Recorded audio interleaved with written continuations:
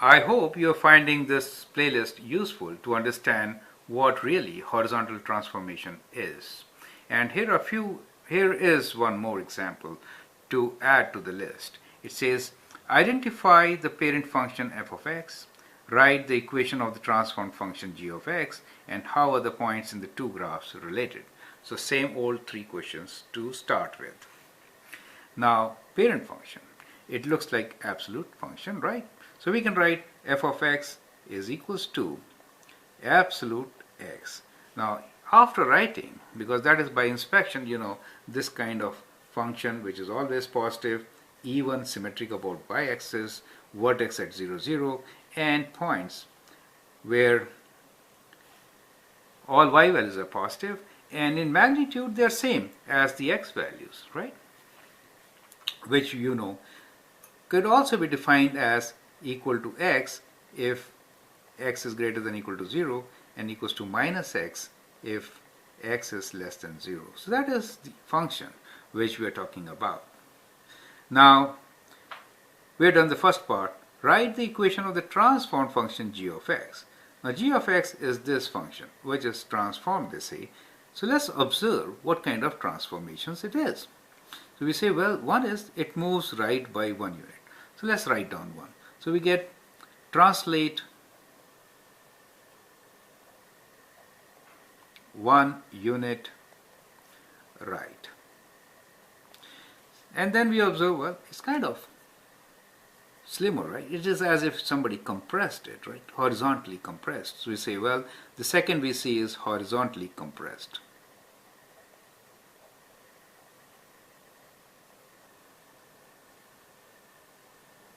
Correct? So that is what we see. Now when we are talking about transformations, then remember a rule. The rule is that compressions and stretches, they lead to multiplication, and translations left or right leads to addition and subtraction. So if you remember the Bedmar's rules, right? What should you do first? First is always multiplication. So this is the property which you have to look into first, and this is your number 2 property. So that is one thing which I want to highlight here. So when you look at a function, well, just write down what you get. Then you need to order it. Order it in a way which helps you to get the right answer. That is what is kind of very important, and this is an approach, right? So we'll see it like this now. Horizontally compressed and then translated. Good. So we say by how much? To compare, to get by how much horizontal compression has taken place, or to check by how much horizontal compression has taken place, let's compare the values of the coordinates on the two graphs. So in f of x, we know the coordinates, and we will see these points as let's take some points on the positive side of it. We'll compare the positive side. Since this function has even symmetry, one side will be n of 2. Get the result. So f of x points are 0, 0, 1, 1, 2, 2, and let's say 3, 3, right? We will check our answers with the negative side points later, correct? Now that is your f of x. Now what are the points on g of x? So we'll see right side of those points. So one point is here. We'll call this as 1, 0.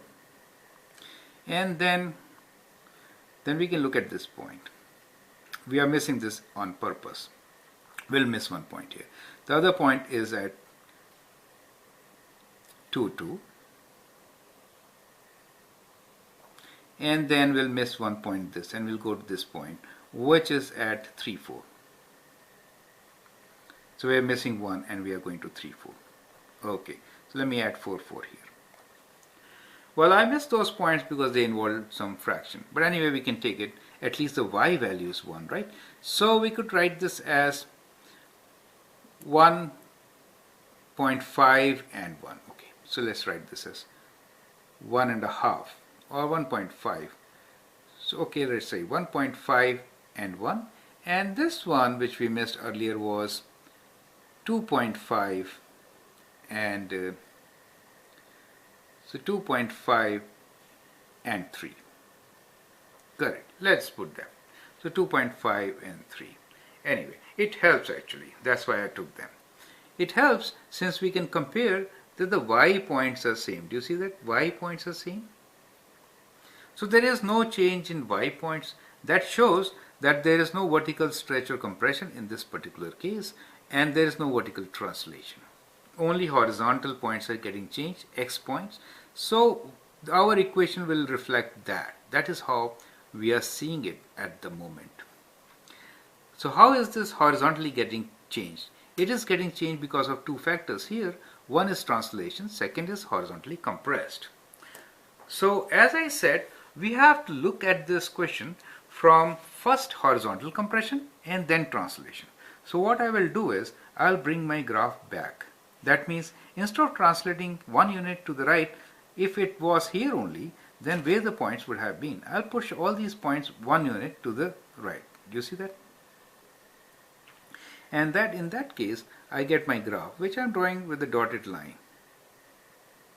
So this is my right half. So if I draw this graph, what do I notice? I notice that if I'm comparing with my original graph, then x value was 2 here, it gets reduced by 2, it becomes 1. Do you see that? X value was 4 here and it became 2. So every x value actually got divided by 2. This value of x is 1, it changes to half. So the x values actually first get changed to half their value, and then the second step is to move it out by 1 unit. Do you see that? So there are 2 steps involved, and therefore what I can do it, I can write my function g of x including these 2 steps. So the first one is, what is happening to the x value is that it is getting half the original value. So for that, k should be 2 times, right? So get 2 times, and as far as the translation is concerned, translate 1 unit to the right, that means x minus 1. That is 1 unit to the right, and I can complete my function. So this is when we are checking with the points, and you could actually get the transform function equation right from the transformation which you wrote. The transformation, read it like this: horizontally compressed by a factor of, let me add now here, squeeze it in, right? Factor of half, right? And when you add 1, you get 1.5. That is how you get 1.5. Or you could have subtracted 1 from each and got your equation, that, right? So half. So horizontally compressed by a factor of half gives me 2 times, and translate 1 unit to the right gives me x minus 1, put them in brackets, and absolute function. So that is how you get the answer, which is g of x, the transfer function, is equals to absolute value of 2 times x minus 1. Now the last portion is, how are the points in the 2 graphs related? So for the relation of the points, what we can do is, we'll again analyze these 2 set of points, right? So from here we can say that if x and y are the coordinates on f of x, then what happens to them as it gets transformed to g of x? So the image points, y remains same, but as far as the x points are concerned, they get halved. That means multiplied by a factor of half, and then add 1 since they move right. And the y points remain same. So we get x over 2 plus 1 comma y. So that is the transformation of each and every point. So these are the image points, right? So that is how you're going to answer the question.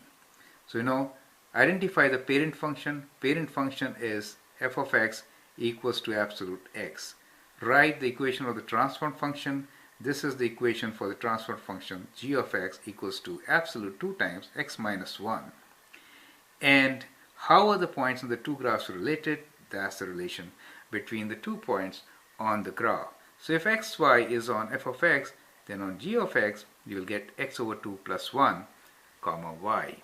There is no change in the y coordinate points, but in x they get half, that is compressed horizontally by a factor of half, and then plus 1, moving right by 1 unit. I hope that helps you answer this question. Now my question for you, which I'm going to add here, is think it on the other way. That is, you could have thought that this is a vertical stretch by a factor of something, right? So I was answering with the help of horizontal transformation, but this transformation could also be treated as vertical transformation or a vertical stretch. So if you see it from vertical stretch point of view, right, then how will the equation change? Then write down your function, let's say the new function h of x, correct? So do that as an edit exercise. Okay, I hope you find that interesting. Thank you and all the best.